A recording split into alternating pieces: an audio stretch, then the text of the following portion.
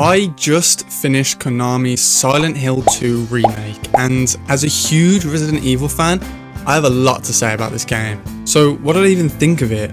Well, let's find out. Silent Hill as a franchise is something I've embarrassingly never touched. So when I found out there was a remake coming out, I was super excited to try it. But then the trailer dropped and everyone was clowning on it. So I was not exactly hopeful about the game. But recently I got around to playing it and I can happily say it blew my expectations away. And it didn't even take long for me to see why people were raving about this game. Literally within the first few minutes, it had already built up such an eerie atmosphere. A better atmosphere than most recent horror games could even dream of creating. Which sounds like a bit of a ridiculous exaggeration. It's ridiculous. Couldn't possibly be true. But trust me, I'm not. I was invested within the first 5 minutes of this game and I was ready to sink my teeth into what it had to offer me.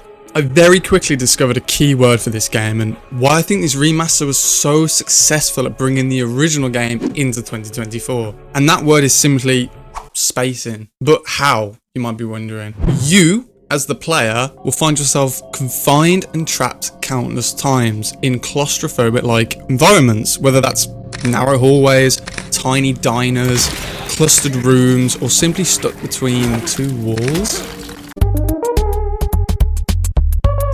The game's use of spacing is nothing short of genius, and it's intentional. It wants you to feel like there's no easy way out. You simply play that with a disgusting monster that wants to try and kill you, and you've quite frankly got yourself a terrifying experience, and one I won't be forgetting anytime soon. But it's not just this, I noticed. The game's use of music was brilliant, and I mean, just listen to this.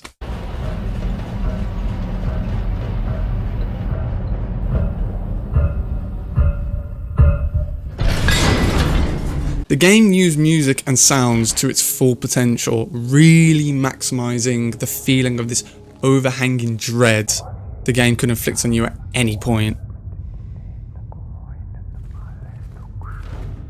I want to give a shout out to James as well, the protagonist. He has to put up with a lot of shit in this game, and not just by the disturbing monsters, but people too. I was constantly comparing him to Leon from Resident Evil. And no, it's not just because of the hair, but he gave us this almost calm aura that Leon would too. Obviously he wasn't as witty or badass as Leon. I've sent my right hand to dispose of you.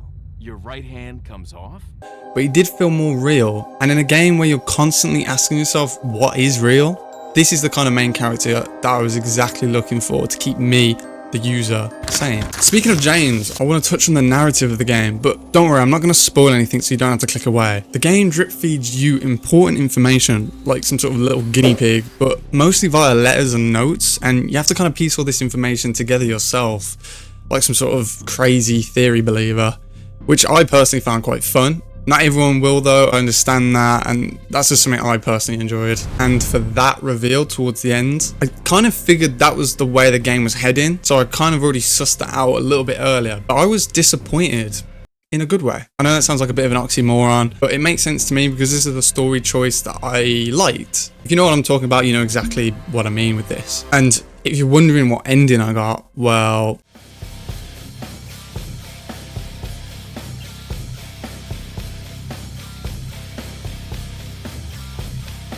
the gameplay itself was really smooth and satisfying to play, and for the most part super enjoyable. Towards the end though, I found myself a little bit tired of this whole fetch this and fetch that and then fetch that for this kind of repetition. It was a good thing the game ended when it did. The game lasted for about 12 hours for me as well. I also felt like the game was giving me too much health and too much ammunition, and I know that's a weird thing to complain about, but in a horror game that is something you have to consider. I played on standard. I know I could have probably played on a harder difficulty if I wanted the ammo and health to be reduced, but even for standard I felt like I was being over encumbered with supplies. They should have just trusted their melee system more, because that's where I felt I was most scared. When I had to approach the monsters myself rather than running away, that was when I was really inflicted with fear.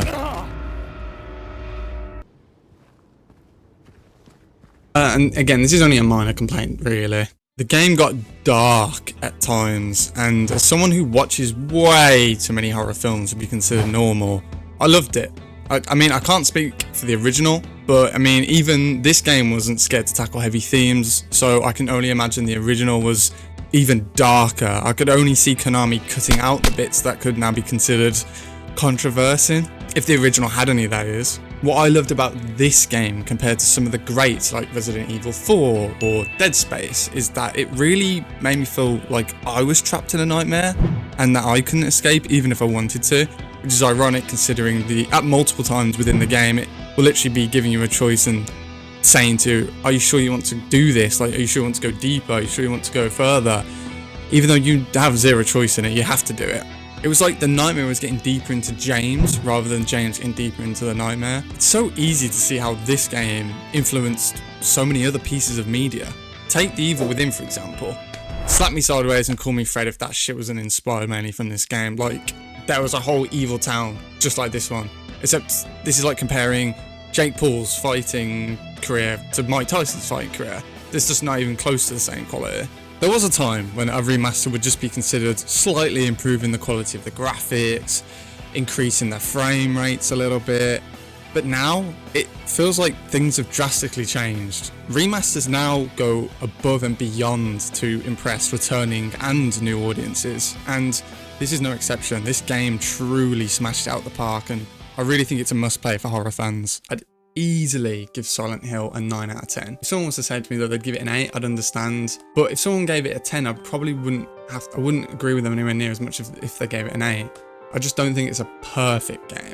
But it is an incredible game nonetheless, and I think we're so lucky to have a remake like this. This has truly got me invested in the Silent Hill franchise, and I feel invested to play more from the series now. But that's a huge thanks to the game. Let me know what you thought about Silent Hill. Did you agree with what I had to say, or did you have a different opinion? Maybe you agreed on some aspects but not on others. Yeah, thanks for watching.